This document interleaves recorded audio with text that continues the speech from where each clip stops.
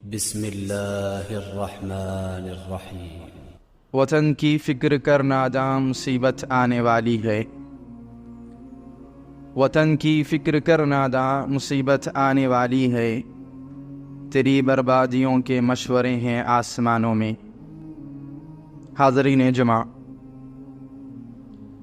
ملک عزیز ہندوستان ہم مسلمانوں کے لیے اللہ رب العالمین کی بڑی نعمت ہے، اور اس ملک سے مذہب اسلام کا بڑا گہرا رشتہ بھی ہے۔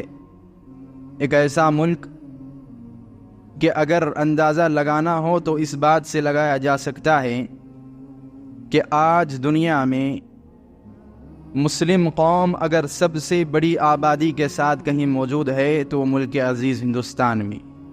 یہ ایسا ملک جہاں دنیا میں سب سے زیادہ مسلمان، سب سے زیادہ مسجدیں اور سب سے زیادہ مدارس پائے جاتے ہیں، اور بلکہ سب سے زیادہ علماء کرام بھی پائے جاتے ہیں۔ یہ ایسا ملک ہے جس ملک میں ایک عرصہ دراز تک مسلمانوں کی حکومت رہی، مسلمان یہاں کے حاکم رہے، اور حالات کا کرنا ایسا ہوا کہ یہ ملک چند صدیوں کے لیے انگریزوں کی غلامی کے حوالے بھی ہو گیا، اور جب اس غلامی سے آزاد ہونے کی بات آئی تو اس ملک کے ہر طبقے نے، ہر قوم نے، ہر مذہب نے برابر حصہ لیا، اور اس ملک کو آزاد کرنے کے لیے اپنا خون گوایا، اپنی جان گوائی، اپنا مال گوایا۔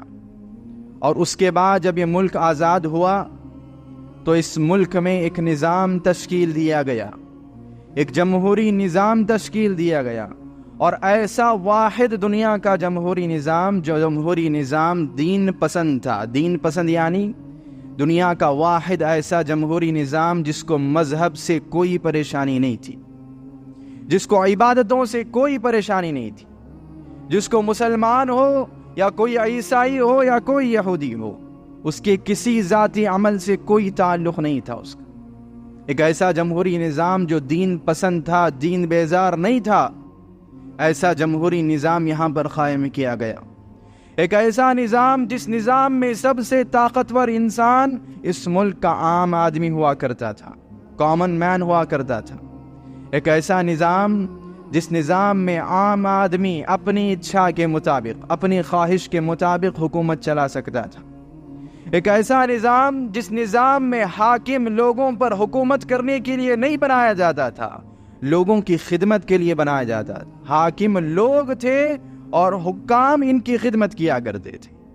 ایک ایسا نظام تشکیل دیا گیا جو کہ ظاہر سی بات ہے بڑی نعمت ہے، اللہ رب العالمین کی جانب سے بڑا مہنگا تحفہ ہوا کرتا تھا، لیکن حالات کا کرنا یہ بھی ہوا کہ ہمیں لوگوں کی غفلت کی وجہ سے، ہمیں لوگوں کی کوتاہی کی وجہ سے یہ ملک ایسے سرکش لوگوں کے حوالے ہو گیا، ایسے ظالم لوگوں کے حوالے ہو گیا جو لوگ مذہب کے نام پر لوگوں کو بانٹنے لگے، نفرت ڈالنے لگے، لوگوں کے درمیان جو مساوات تھے اس کو ختم کرنے لگے۔ حالات اتنے سنگین ان لوگوں نے بنا دیا کہ کوئی اگر حق بات کرے تو دہشت گرد، حق کے لیے آواز اٹھائے تو دہشت گرد، احتجاج کرے تو دہشت گرد، اپنا حق مانگے تو دہشت گرد۔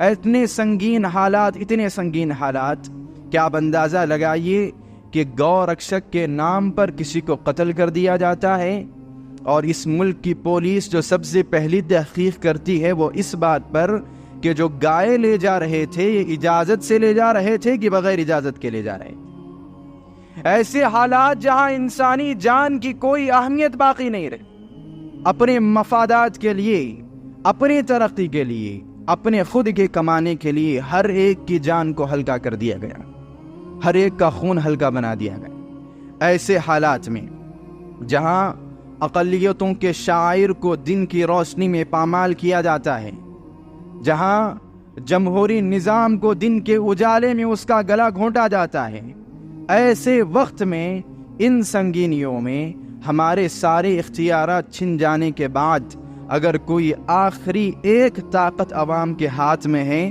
تو وہ ووٹ ہے۔ یہ آخری طاقت ہے جو آپ لوگوں کے ہاتھ میں ہے۔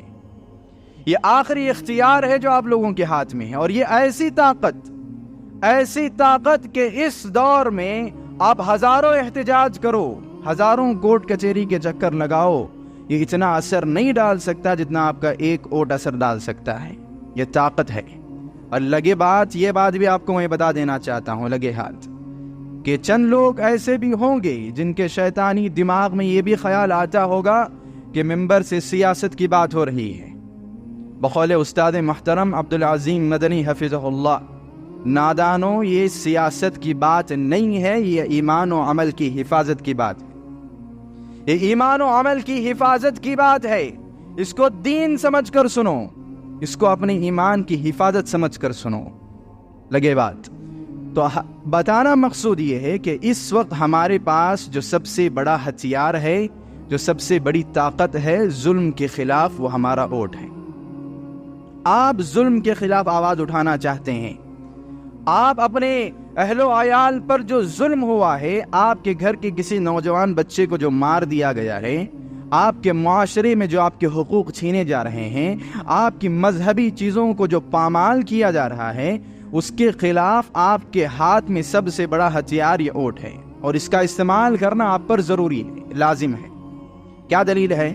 رسول اللہ صلی اللہ علیہ وسلم نے ارشاد فرمایا، ابو داؤد حدیث نمبر 4330 پر 8، ان الناس اذا رأوا الظالم فلم يأخذوا على يده اوشك ان يعمهم اللہ بعقاب۔ اللہ کے رسول نے فرمایا، اگر لوگ ظلم ہوتا ہوا دیکھیں، ظلم ہوتا ہوا لوگوں پر دیکھیں، اور اس کو روکنے کی اپنے پاس جو طاقت رکھ سکتے ہیں اس طاقت کا استعمال نہ کریں، تو اللہ تعالیٰ ساری قوم کو ایک ساتھ عذاب میں ڈال دیتا ہے۔ ساری قوم کو اللہ ایک ساتھ عذاب میں مبتلا کر دیتا ہے۔ اور جب بات مسلم قوم پر ظلم کیا جاتی ہے تب تو یہ حکم اور سنگین ہو جاتا ہے۔ کیا دلیل ہے؟ کہ اللہ کے رسول صلی اللہ علیہ وسلم نے ارشاد فرمایا، طبرانی حدیث نمبر 5550 پر 4 صحیح معنی کے ساتھ حدیث نقل کی گئی ہے، من اذل عنده مؤمن فلم ينصره وهو يقدر على ان ينصره اذل الله عز وجل على رؤوس الخلائق يوم القيامة۔ رسول اللہ نے کہا کہ کوئی مسلمان دوسرے مسلمان پر ظلم ہوتا ہوا دیکھے، اس کو ذلیل کیا جا رہا ہے، اس کی عزت کے ساتھ کھلواڑ کیا جا رہا ہے، اور دیکھے اور اپنی استطاعت کے مطابق بھی اس کی مدد نہ کرے، اپنی طاقت کے مطابق بھی اس کی مدد نہ کرے، تو رسول اللہ نے فرمایا اس مسلمان کو قیامت کے دن ساری انسانیت کے سامنے اللہ ذلیل کرے گا۔ اس مسلمان کو قیامت کے دن بھی لوگ گری ہوئی نظر سے دیکھیں گے۔ جہاں ہر کسی کو اپنے عمل کی پریشانی ہے، ایسی پریشانی میں بھی لوگ اس کو گری ہوئی نظر سے دیکھیں گے۔ اللہ اسے ذلیل کرے گا، بدنام کرے گا، اور قیامت کے دن کی ذلالت سے مراد عذاب ہے، اللہ عذاب دے گا۔ تو یہ بات بڑی نازک ہے اور سوچنے والی بات ہے کہ ہمارے سامنے اگر کسی بالخصوص مسلمان پر ظلم ہو رہا ہے تو آپ کا جو اختیار ہے اس اختیار کو استعمال کرنا آپ کی بڑی ذمہ داری ہے۔ اور یہ بات آپ جان لیجئے کہ آپ کے ایک ووٹ کی وجہ سے اگر کسی مسلمان کی زندگی میں ذرا سی بھی آسانی آ جائے کہ آپ سب نے مل کر ووٹ دیا، آپ سب نے مل کر ظلم کے خلاف یہ آواز جمع کی، اکٹھا کی، اور جس کی وجہ سے پہلے جو مسلمان پریشان تھا آگے آنے والے 5 سال میں اس کی زندگی آسان ہو گئی، تو رسول اللہ صلی اللہ علیہ وسلم نے ارشاد فرمایا، صحیح مسلم حدیث نمبر 2690 پر 9، من نفس عن مؤمن کربة من کرب الدنیا نفس اللہ عنہ کربة من کرب یوم القیامہ۔ رسول اللہ نے کہا جو مسلمان کسی دوسرے مسلمان کی زندگی کی ذرا سی بھی تکلیف کو دور کر دے، اللہ اس مسلمان کی قیامت کی تکلیف کو دور کر دیتا ہے۔ آگے رسول اللہ نے فرمایا، وَمَنْ يَسَّرَ عَلَى مُعْسِرٍ يَسَّرَ اللَّهُ عَلَيْهِ فِي الدُّنْيَا وَالْآخِرَةِ۔ اگر کوئی مسلمان دوسرے مسلمان کی زندگی کو ذرا بھی آسان کر دے، اللہ تعالیٰ اس کی قیامت اور دنیا دونوں زندگیاں اللہ آسان کر دیتا ہے۔ اگر آپ کے یہ ووٹ، آپ کا جمع ہونا، آپ کا اکٹھے ہو کر ظلم کے خلاف ووٹ دینا اگر مسلمانوں کی زندگی کو آسان کرے، مسلمان کی زندگی کی تکلیفوں کو دور کرے تو ہر ووٹ دینے والا قیامت کے دن اپنی زندگی آرام سے گزارے گا، کیونکہ اس نے مسلمان کی زندگی کو آسان کرنے میں کام کیا ہے، مدد کی ہے۔ تو اس حدیث کو یاد رکھیے اور اپنی طاقت کو سمجھیے، اپنے اختیار کو سمجھیے اور ضرور ووٹ ڈالیے۔ اور حاضرین جمعہ، لگے ہاتھ یہ بات بھی میں آپ کو بتا دینا چاہتا ہوں کہ اس معاشرے میں ایسا بھی طبقہ ہے جو سمجھتا ہے کہ ووٹ دینا کبیرہ گناہ ہے، بلکہ بعض لوگ تو اپنی کج فہمی کی وجہ سے یہ بھی سمجھتے ہیں کہ ووٹ دینا کفر ہے، نعوذ باللہ۔ یہ ان لوگوں کی نادانی ہے، ان کے چھوٹے اور جھوٹی عقلوں نے یہی ان کو سمجھایا ہے۔ یہ لوگ سمجھتے ہیں کہ اگر ہم ووٹ دیں گے تو مطلب ہم یہ اقرار کر رہے ہیں کہ میرے تعلق سے یہ حکومت قانون بنا سکتی ہے، حالانکہ قانون بنانے کا اختیار صرف اللہ کا ہے۔ یہ ان کا اعتراض ہے کہ اس مسلمان صرف اللہ کے قانون کو مان سکتا ہے، کسی طاغوت کے قانون کو نہیں مان سکتا، اور اگر آپ کسی ایسے بندے کو ووٹ دیتے ہیں تو آپ طاغوتی نظام میں آ رہے ہیں، آپ کفر کر رہے ہیں۔ ان کی نادانی۔ پہلی بات تو یہ جو میں نے شروع میں بتائی کہ اس قوم کا جو نظام ہے، اس ملک کا جو نظام ہے، یہ جمہوری نظام، یہ مذہب پسند ہے، یہ مذہب بیزار نہیں ہے۔ اس نظام کے اندر رہ کر آپ اپنے دین کی ہر چیز پر عمل کر سکتے ہیں، اپنے ایمان کو بچا سکتے ہیں۔ آپ پہلے اسلام کو ہی مان رہے ہیں، آپ اسلام کے مقابلے میں کسی کو ترجیح نہیں دے رہے، اور یہ بات آپ کو بہت اچھی طرح آگے سمجھ آئے گی۔ پہلے آپ یہ بات جان لیجئے کہ یہ شکوک و شبہات جن لوگوں کے ذہن میں آتے ہیں، ان میں سے کوئی پائے کا حق گو عالم دین نہیں ہے۔ یہ بات کرنے والا کوئی حق گو عالم دین نہیں۔ کسی بھی حق پسند عالم نے یہ فتویٰ نہیں دیا کہ ووٹ نہ دیا جائے، بلکہ علماء کرام نے یہاں تک کہا، بالخصوص قریب میں شیخ انیس الرحمن عمری مدنی حفظ اللہ نے کہا، کسی انسان کو اگر جمعہ کے دن ووٹ دینا پڑ جائے اور وہ ووٹ دینے کے لیے جائے، اس کا جمعہ چھوٹ جائے، اس کے لیے اللہ رب العالمین اس کے اس گناہ کو معاف کرے گا۔ اسے جانا چاہیے اور ووٹ دینا چاہیے۔ واقعی صحیح استدلال ہے، اور یہ سمجھنا چاہیے کہ جمعہ کے دن، جمعہ کے خطبے کے دوران، جمعہ کی نماز کے دوران اللہ تعالیٰ نے ہر کام حرام کر دیا ہے، منع کر دیا ہے۔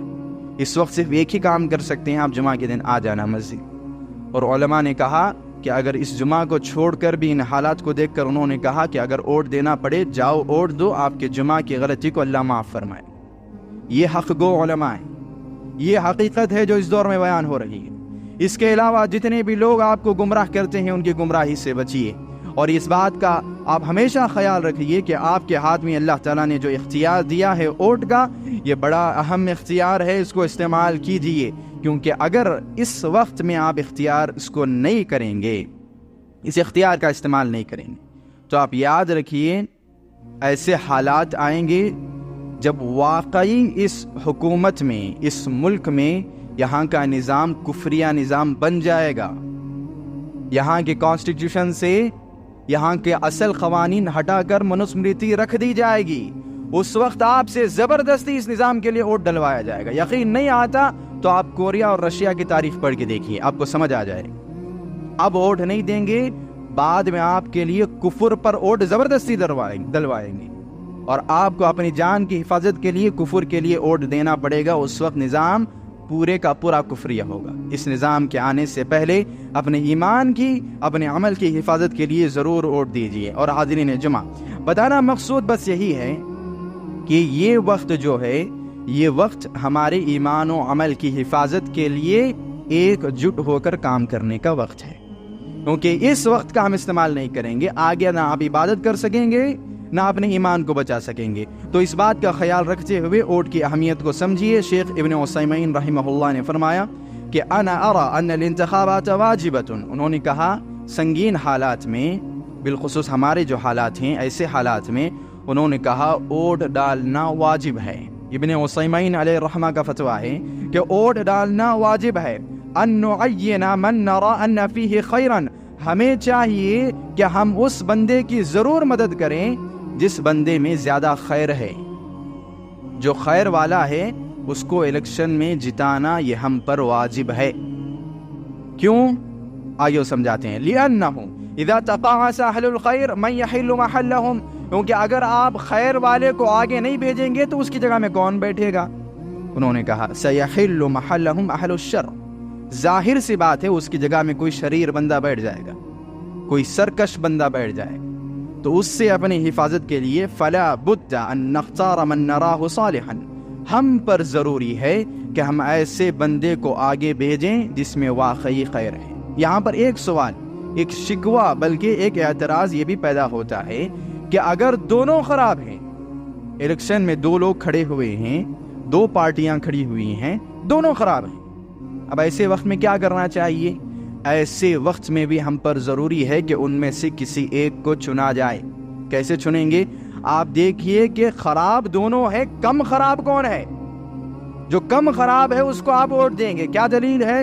یہ مذہب اسلام کا اصول ہے، اصول فقہ کا ایک اصول ہے کہ امام سیوطی رحمہ اللہ الاشباح ان کی کتاب میں لکھتے ہیں اذا تعارض المفسدتان روعی اعظمهما ضررا بارتکاب اخفهما، اگر تمہارے سامنے دو چیزیں آ جائیں اور ان دونوں میں سے ایک کا اختیار کرنا ضروری ہے حالانکہ وہ دونوں خراب ہیں، تو ایسے وقت میں تمہیں چاہیے کہ جو تمہیں کم نقصان دے اس کو چنو، جو تمہیں کم نقصان دے اس کے ساتھ آگے بڑھو تاکہ بڑے نقصان سے بچ سکو۔ یہ کیا ہے؟ یہ مذہب اسلام کے فقہ کا اصول ہے، اسی طرح مذہب اسلام پر عمل کیا جاتا ہے۔ یعنی دو پارٹیاں اگر کھڑی ہیں تو دیکھو زیادہ شریر کون ہے، زیادہ سرکش کون ہے، اور کس کی حکومت میں کم سرکشی رہے گی، کس کی حکومت میں کم ظلم ہوگا۔ جو کم ظلم کرے اس کو ووٹ دو، لازم ہے، ضروری ہے، تو اس بات کا خیال رکھا جائے۔ اور ان لوگوں کی بات تو بڑی خراب بات ہے کہ اس معاشرے میں ایسے بھی لوگ ہمیں دیکھنے کو ملتے ہیں، مسلمان ہیں، مسجدوں میں نمازوں کا اہتمام کرنے والے، مسلمانوں کے ساتھ اٹھنے بیٹھنے والے، اور ان لوگوں کا تعلق کفار کی ایسی تنظیموں سے ہے، ایسی پارٹیوں سے ہے جو کھلے عام اسلام دشمنی کا اظہار کرتے ہیں۔ یہ مسلمانوں کے دشمن لوگ ان سے یہ تعلق رکھتے ہیں، ان کے ساتھ اٹھنا بیٹھنا رکھتے ہیں، کس وجہ سے؟ اپنی دنیاوی مفاد کے لیے، اپنے دنیاوی فائدے کے لیے، دنیاوی ترقی کے لیے۔ کس سے تعلق ہے؟ کافر تنظیم سے، اور وہ بھی ایسی تنظیم جو مسلمانوں کی کھلی دشمن ہے۔ ان کے تعلق سے ہم کچھ نہیں کہتے، اللہ فرمائے گا، اللہ رب العالمین نے کہا سورہ مائدہ آیت نمبر 50 پر 1 وَمَن يَتَوَلَّهُم مِّنكُمْ فَإِنَّهُ مِنْهُمْ إِنَّ اللَّهَ لَا يَهْدِي الْقَوْمَ الظَّالِمِينَ۔ اللہ نے کہا جو ان سے دوستی کرے وہ انہی میں سے ہے، ہم ان کو ہدایت نہیں دیتے۔ جو ان سے دوستی کرے، ان کے ساتھ اٹھنا بیٹھنا رکھے، ان کو اپنا ساتھی بنائے، وہ انہی میں سے، ہم اس کو مسلمان نہیں سمجھتے۔ بات اگر سمجھ نہیں آئی، اللہ دوسری جگہ وضاحت فرماتا ہے سورۃ الممتحنہ آیت نمبر 1 یا ایھا الذین آمنوا لا تتخذوا عدوی وعدوکم اولیاء۔ اللہ نے فرمایا اے ایمان والو، جو ایمان والا ہے وہ غور سے سنیں، اللہ تعالیٰ فرماتا ہے اے ایمان والو، میرا دشمن اور تمہارا دشمن، اس سے اپنی دوستی ختم کر دو، اسے اپنا ساتھی بنانا، اس کے ساتھ رہنا ختم کر دو۔ یہ ایمان والوں کے لیے کھلا حکم ہے اللہ رب العالمین کی جانب سے۔ اور بن باز علیہ الرحمہ فرماتے ہیں قد اجمع علماء الاسلام على ان من ظاہر الكفار على المسلمین وساعدهم عليهم بأي نوع من المساعدة فهو کافر۔ ابن باز علیہ الرحمہ فرماتے ہیں امت مسلمہ کے سارے علماء اس بات پر متفق ہیں کہ اگر کوئی مسلمان مسلمانوں کے خلاف کسی کافر کی مدد کرے، کسی بھی اعتبار کی مدد ہو، مالی مدد ہو، جانی مدد ہو، یا ان میں وقت لگائے، یہ بندہ تمام علماء کے نزدیک کافر ہے، یہ بندہ تمام علماء کے نزدیک کافر ہے۔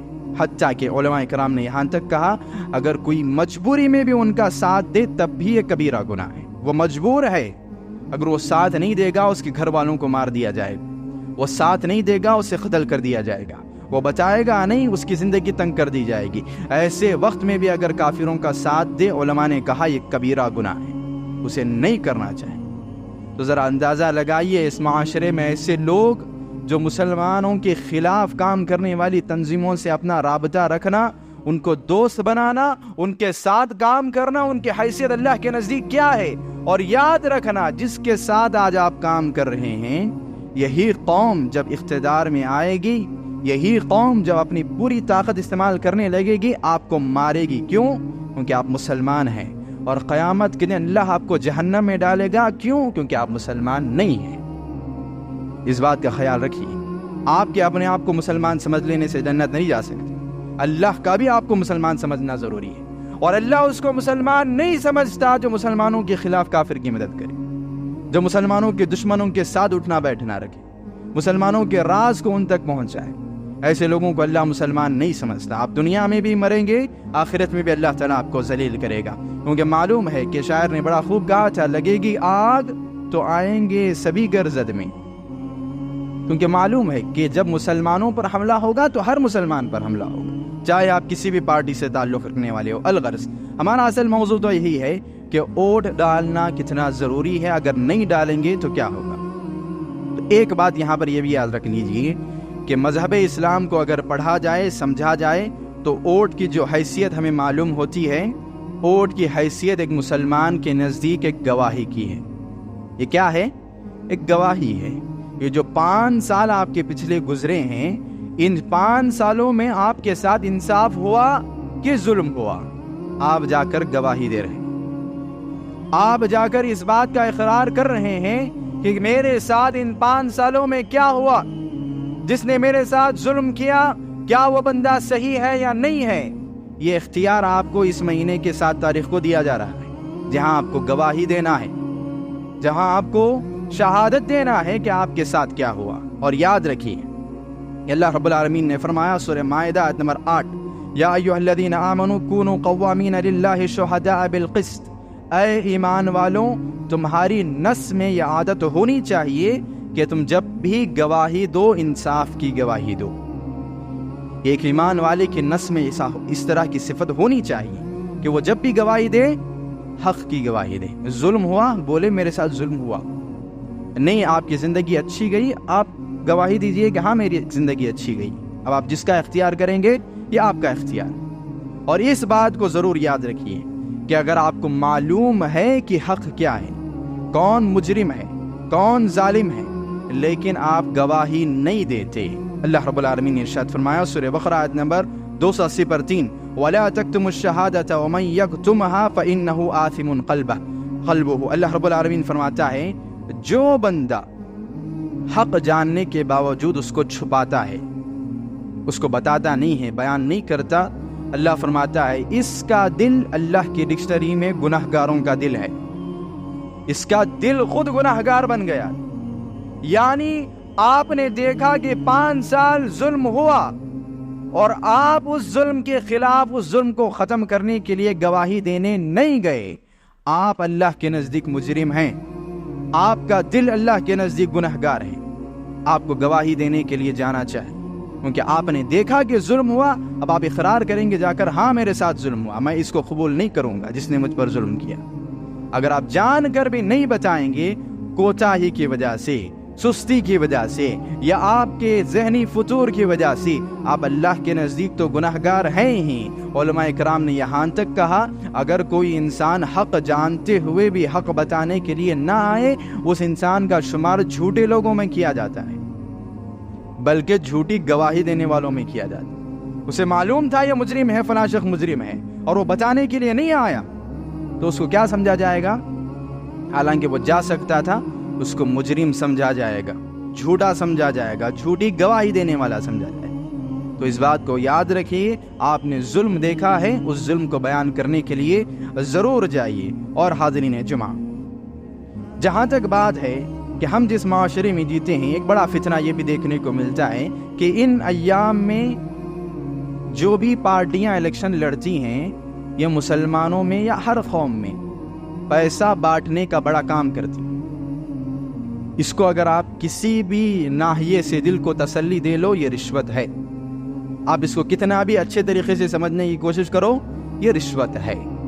اور رشوت لینے اور دینے والے کے بارے میں رسول اللہ نے کیا فرمایا؟ ابو داؤد حدیث نمبر 3580، لعن رسول اللہ صلی اللہ علیہ وسلم الراشی والمردشی، رسول اللہ نے رشوت دینے والے اور لینے والے دونوں پر لعنت کی ہے۔ کیا کرو گے رسول اللہ کی لعنت لے کر؟ 500 روپے کے لیے، 1000 روپے کے لیے رسول اللہ کی لعنت قبول کرنا چاہتے ہو؟ 1000 روپے کے لیے اس بندے کی لعنت لینا چاہتے ہو جس کی لعنت کو اللہ کبھی رد نہیں کرتا، جس کی بد دعا اللہ کبھی رد نہیں کرتا. اللہ اور رسول کی لعنت ہے ان لوگوں پر جو ان ایام میں ان سے پیسہ لیتے ہیں. اور چند حضرات تو ایسے بھی ہوتے ہیں پیسہ لیتے ہیں ان کو ووٹ نہیں دیتے، گناہ پر گناہ. پیسہ تو لیا آپ نے رشوت کے نام اور دھوکہ بھی کیا، دھوکے کی بھی سزا ہوگی، رشوت کی بھی سزا ہوگی. اس کو اگر آپ بڑا اچھا سمجھتے ہیں کہ ہم ان سے بھی پیسہ لیے لیکن ان کو ووٹ نہیں دیے، یہ آپ کی غلط فہمی ہے. قیامت کے دن آپ دو گناہ کے مرتکب بن گئے. آپ کو رشوت لینے کا گناہ بھی دیا جائے گا، دھوکہ دینے کا گناہ بھی دیا جائے گا. تو اس بات کو خیال رکھیے، یہ رقم آپ نہیں لے سکتے، یہ رشوت ہے. اور جہاں تک پیسہ لے کر ان کو ووٹ دینے کی بات ہے، یہ بھی تو سب سے بڑی غلطی ہے. کیا غلطی ہے؟ کہ آپ اس بندے کو ووٹ دے رہے ہیں جو زیادہ پیسہ دے. آپ یہاں یہ نہیں دیکھنا چاہتے کون حق پر ہے کون باطل پر ہے. اس کے بارے میں اللہ تعالیٰ کا کیا حکم ہے؟ اللہ رب العالمین نے ارشاد فرمایا کہ نبی کریم صلی اللہ علیہ وسلم نے ارشاد فرمایا، صحیح بخاری حدیث میں 6919، الا انبئکم باکبر الکبائر. رسول اللہ نے پوچھا کیا میں تمہیں سب سے بڑے بڑے گناہوں کے بارے میں نہ بتاؤں؟ صحابہ نے کہا بلا یا رسول اللہ، اللہ کے رسول بتائیے. اللہ کے رسول نے فرمایا الاشراک باللہ، اللہ کے ساتھ شرک کرنا. پھر اللہ کے رسول نے فرمایا والشہادۃ الزور، جھوٹی گواہی دینا. آپ کو معلوم کہ اس سرکار نے ظلم کیا، اس سے پیسہ لے کر آپ اسی کو ووٹ دے کر آ گئے، آپ نے جھوٹی گواہی دی ہے. پیسہ لے کر رشوت کا گناہ تو ہوگا اور جھوٹی گواہی کا کبیرہ گناہ بھی ہوگا. کیوں ان ایام میں اپنے آپ پر ظلم کرتے ہیں، اپنے ایمان پر ظلم کرتے ہیں، اپنے اعمال پر ظلم کرتے ہیں؟ اللہ تعالیٰ اسی لیے تو ہمارا ظلم ہم سے نہیں اٹھاتا، ہمارے عذابات ہم پر سے نہیں اٹھاتا. ان ایام کو انصاف والے ایام سمجھیے، ایمان و عمل کی حفاظت والے ایام سمجھیے، اور ایک جٹ ہو کر اسلام کی حفاظت کے لیے گواہی دیجیے، سچی گواہی دیجیے. اور ایسے بندے کو ہرگز ووٹ نہیں دینا جو مذہب کے نام پر لوگوں کو بانٹ دے. ایسے بندے کو ہرگز ووٹ نہیں دینا جو مسلمانوں کی حق تلفی کرے. ان لوگوں کو ہرگز ووٹ نہیں دینا جو لوگوں سے جھوٹے وعدے کریں. ان لوگوں کو ہرگز ووٹ نہیں دینا جو لوگ آپ کو بڑے بڑے خواب دکھا کر آپ کی حق تلفی کرے اور آپ کی ہندوستان میں رہنے کی شہریت کو چھیننے کی کوشش کرے. ان کو ووٹ نہیں دینا. اگر دیں گے آپ جھوٹی گواہی دینے والے لوگ. آپ سارے مسلمان جانتے ہیں کہ ظلم ہوا، سارے مسلمان جانتے ہیں کہ حق تلفی ہوئی ہے، اس کے باوجود انہیں ووٹ دینے جائیں گے. واللہ دنیا میں بھی ذلیل ہوں گے، آخرت میں بھی اللہ ذلیل کرے گا. یہاں بھی مرو گے، وہاں بھی اللہ تعالیٰ عذاب کا شکار کرے گا. اس بات کا خیال رکھیے اور اپنے اختیار کو سمجھیے، اپنی ذمہ داری کو سمجھیے. حاضرین جمعہ، دوسری حیثیت جو ووٹ کی ہے، پہلی حیثیت یہ کہ ووٹ ایک گواہی ہے اور سچی گواہی ہمیں دینا چاہیے. دوسری حیثیت یہ کہ ووٹ ایک سفارش ہے کہ ہم اس بندے کو اس کی سفارش کر کے اسے آگے بھیج رہے ہیں کہ یہ بندہ حاکم بنے تاکہ جا کر یہ بندہ اچھا کام کرے.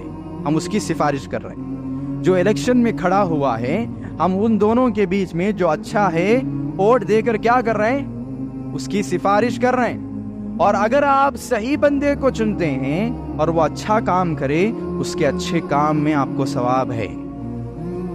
اور اگر آپ غلط بندے کو چنتے ہیں، وہ دنیا میں ہندوستان میں جتنے لوگوں پر ظلم کرے گا، سب کے ظلم میں آپ برابر کے شریک. اللہ رب العالمین نے ارشاد فرمایا سورہ نساء آیت نمبر 5، من یشفع شفاعۃ حسنۃ یکن لہ نصیب منہا ومن یشفع شفاعۃ سیئۃ یکن لہ کفل منہا. اللہ رب العالمین نے فرمایا جو اچھے لوگوں کی سفارش کرے، اچھی سفارش کرے، ان کی اچھائیوں کے بدلے میں تمہیں اجر دیا جائے گا. جو برے لوگوں کی بری چیزوں کی سفارش کرے، اس برائی کے بدلے میں تمہیں بھی اس وبال کا شکار کیا جائے گا. تو سوچ سمجھ کر ووٹ دینا، سوچ سمجھ کر گواہی دینا، سوچ سمجھ کر سفارش کرنا. اگر صحیح بندہ نہیں چنا گیا، اس کی ہر غلطی میں آپ کو عذاب دیا جائے گا، آپ کو گناہگار بنایا جائے گا. حاضرین جماعت، تیسری اور آخری حیثیت ووٹ کی حیثیت توکل کے لیے جو سبب اختیار کیا جاتا ہے اس سبب کی ہے. مذہب اسلام ہمیں سکھاتا ہے کہ کسی بھی معاملے میں جب دعا کرو، اللہ سے مدد مانگو تو اللہ پر توکل کرو، اللہ پر بھروسہ کرو، اور توکل کے ساتھ سبب کا اختیار کرنا ضروری ہے، لازم ہے. ائمہ کرام نے ارشاد فرمایا فلیس من التوکل تعطیل الاسباب، توکل یہ ہرگز نہیں ہے جس میں انسان سبب کو چھوڑ دے. سبب اختیار کرنا اگر آپ چھوڑ رہے ہیں، آپ ووٹ ڈالنا نہیں چاہتے اور آپ کو اللہ پر پورا بھروسہ ہے کہ اللہ تعالیٰ آپ کو ظلم سے بچائے گا، ائمہ نے فرمایا یہ توکل کا طریقہ نہیں ہے. کیا فرماتے ہیں؟ بل من التوکل الاخذ بالاسباب والعمل بالاسباب ومن عطلها فقد خالف شرع اللہ. جو بندہ اللہ پر توکل کرنا چاہے وہ اسباب کو اختیار کرے، اس پر عمل کرے، اور جو اسباب کو اختیار کرے بغیر توکل کرتا ہے وہ اللہ کی تقدیر کے خلاف ورزی کر رہا ہے، اللہ کی شریعت کے خلاف ورزی، اللہ کے قانون کے خلاف ورزی کر رہا ہے. آپ کو پہلے کیا کرنا چاہیے؟ آپ کے مستقبل میں خود کو ظلم سے بچانے کے لیے جو کر سکتے ہیں پہلے کر لینا چاہیے، پھر اللہ پر بھروسہ کرنا چاہیے. پہلے آپ ایسے بندے کو ووٹ دیں جس کی حکومت میں آپ ظلم سے محفوظ رہیں گے، پھر آپ اللہ پر بھروسہ کریں کہ اللہ تعالیٰ ہمیں ظلم سے محفوظ رکھے. اللہ تعالیٰ محفوظ رکھے گا. نبی کریم صلی اللہ علیہ وسلم کی حدیث ہے، ترمذی حدیث میں 2517. ایک صحابی نے اللہ کے رسول سے کہا، قال رجل یا رسول اللہ صلی اللہ علیہ وسلم اعقلها وتوکل علی اللہ او اطلقها واتوکل، قال اعقلها وتوکل علی اللہ. ایک صحابی نے نبی کریم صلی اللہ علیہ وسلم سے پوچھا، رسول اللہ یہ میرا اونٹ ہے، میں اس کو باندھ کر اللہ پر بھروسہ کروں یا میں اسے چھوڑ کر سیدھا اللہ پر بھروسہ کر لوں؟ رسول اللہ نے کہا پہلے اسے باندھ پھر اللہ پر بھروسہ کر، پہلے ووٹ ڈال ظلم کے خلاف، پھر ظلم سے بچنے کے لیے اللہ پر توکل کر. یہ اس دور میں ہمارے لیے بڑا پیغام ہے کہ اللہ پر اگر آپ کو توکل بھی کرنا ہے تو سبب اختیار کرنا ضروری ہے. اور آج ہمارے ہاتھ میں جو سب سے بڑا ذریعہ اور سبب ہے وہ ووٹ ہے. ووٹ ڈالنے کے لیے ضرور جائیے اور اس کا صحیح استعمال کیجیے، اور ساتھ میں اللہ رب العالمین سے ضرور دعا کیجیے کہ اللہ کے رسول صلی اللہ علیہ وسلم نے دعا سکھائی، ترمذی حدیث میں 3502، اللہم لا تسلط علینا من لا یرحمنا. رسول اللہ نے دعا سکھائی کہ اللہ ہم لوگوں پر ایسے لوگوں کو مسلط نہ کر جو ہم پر رحم نہیں کرتے. سیدھی دعا، کتنی واضح دعا نظر آتی ہے اس دور کے مسلمانوں کے لیے. ایسے لوگوں پر کو اللہ ہمارا حاکم نہ بنا جو ہم پر رحم نہیں کرتے. اللہم لا تسلط علینا من لا یرحمنا. کثرت سے اس دعا کو پڑھتے رہیے، بالخصوص ان ایام میں، ان دنوں میں کثرت سے اس دعا کا اہتمام کیجیے. اللہ تعالیٰ ضرور ہماری دعاؤں کو قبول کرے گا. الغرض بتانا مقصود بس یہی ہے کہ ہم میں کا ہر مسلمان ان ایام میں بڑی ذمہ داری سے گزرنے والا ہے. ہر مسلمان کی ایک ذمہ داری ہے. کلکم راعن، صحیح بخاری کی حدیث ہے، رسول اللہ نے فرمایا، حدیث نمبر 7130 پر 8، تم میں کا ہر بندہ ذمہ دار ہے. وَكُلُّكُمْ مَسْئُولٌ عَنْ رَعِيَّتِهِ، اور تم میں کا ہر بندہ قیامت کے دن اپنی ذمہ داری کے بارے میں پوچھا جائے گا. آپ کی کوتاہی کی وجہ سے، آپ کی سستی کی وجہ سے اگر ووٹ کم پڑ گئے اور ظالم حاکم آ گیا، آپ سب کے سب قیامت کے دن اللہ کے نزدیک مسئول ہیں. آپ بھی جائیے، اپنے گھر والوں کو بھی لے جائیے، جس کا بھی نام ووٹر آئی ڈی کی لسٹ میں آ گیا ہے آپ ان تمام کو لے کر جائیے ووٹ ڈالنے کے لیے. تمام. ابھی قریب میں جو ہوا ہے الیکشن چند علاقوں میں کرناٹکا کے، وہاں سے بات آئی ہے کہ 10 میں سے صرف 6 لوگ ووٹ ڈال رہے ہیں. اگر یہ چیز واقعی میں آگے چل کر ہمارے لیے نقصان دہ ثابت ہو گئی تو ہم سب مجرم ہیں. اپنے گھر والوں کو بھی لے کر جائیے. ہر اس بچے کو جس کا نام آ چکا ہے لسٹ میں، ہر بچے کو لے جائیے اور ووٹ ڈالیے. کیونکہ اگر آپ نہیں ڈالیں گے، اللہ رب العالمین قرآن مجید میں ارشاد فرماتا ہے سورہ شورى آیت نمبر 30، ما اصابکم من مصیبت فبما کسبت ایدیکم ویعفو عن کثیر. تمہیں جو بھی مصیبت آتی ہے تمہاری حرکتوں کی وجہ سے آتی ہے، تمہارے ہاتھوں کا کیا دھرا ہے. تم سست ہوئے تو سرکار بدلی اور ظالم لوگ آئے. اب بھی اگر سختی اختیار کریں گے اور زیادہ ظلم ہوگا. اور کیسا ظلم ہوگا؟ ایک مرتبہ برما کو ضرور یاد رکھ لینا. برما کا مسلمان، برما کہتا ہے ہمارا نہیں ہے، بنگلہ دیش کہتا ہے ہمارا نہیں ہے، ہندوستان کہتا ہے ہمارا نہیں. یہی حالت ہونے والی، بلکہ برما اور فلسطین سے خراب حالت ہونے والی ہے اگر آپ سستی کا اختیار کریں گے. کیونکہ یہاں جو جماعت آپ کے پیچھے پڑی ہے وہ پوری تیاری کے ساتھ بیٹھی ہے، 100 سالہ تیاری کے ساتھ بیٹھی ہے، اور زیادہ ظلم ہوگا اور زیادہ حق طرفی ہوگا. آپ کو مارا جائے گا، کاٹا جائے گا، آپ کا اختیار چھینا جائے گا. کم سے کم آپ کو اس ملک کے دوسرے درجے کا شہری بنا دیا جائے گا، جہاں آپ دن رات کام کریں گے، کمائیں گے، عبادت کی کوئی جگہ نہیں ہوگی اور آپ کا سارا مال بھی دوسرے کھائیں گے۔ ایسے حالات آنے سے پہلے علامہ اقبال نے بڑا خوب کہا تھا، نہ سمجھو گے تو مٹ جاؤ گے اے ہندی مسلمانوں، نہ سمجھو گے تو مٹ جاؤ گے اے ہندی مسلمانوں، تمہاری داستان تک بھی نہ ہوگی داستانوں میں۔